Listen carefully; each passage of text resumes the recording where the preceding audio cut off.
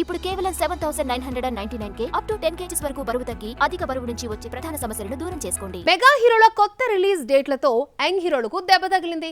Already peaks కి చేరుకున్న time కు పెద్దొచ్చి షాక్ ఇవ్వడంతో మరో విడుదల తేదీ చూసుకోవాల్సిన సిచ్యువేషన్ వచ్చింది.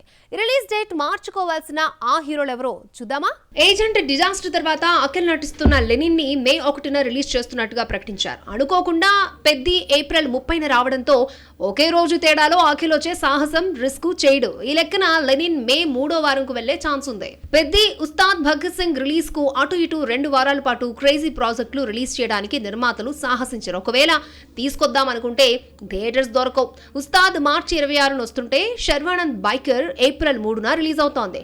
ఉస్తాద్ వచ్చిన వారానికి బైకర్ వస్తుందా లేదా అనేది తెలియాలి. మార్చి 19న రావాల్సిన అడవిశేష్ డెకాయిట్ కొత్త రిలీజ్ డేట్ ను ప్రకటించలేదు. ఏప్రిల్ 10న వస్తుందన్న ప్రచారం జరుగుతున్నా అదే రోజు నిఖిల్ స్వయంభూ ఉంది. యంగ్ హీరోలు క్లాష్ అవుతారో లేదో చూడాలి. అడవిశేష్ మరొక మూవీ గూఢచారి 2 మే 1న రావాల్సిందే. ఏప్రిల్ 30న పెద్ది రాకతో గూఢచారి 2 వాయిదా తప్పదు.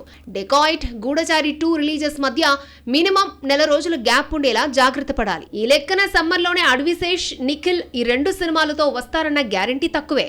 ఇలా మెగా రిలీజ్ డేట్స్ తో యంగ్ హీరోలు ఇబ్బంది పడుతున్నారు.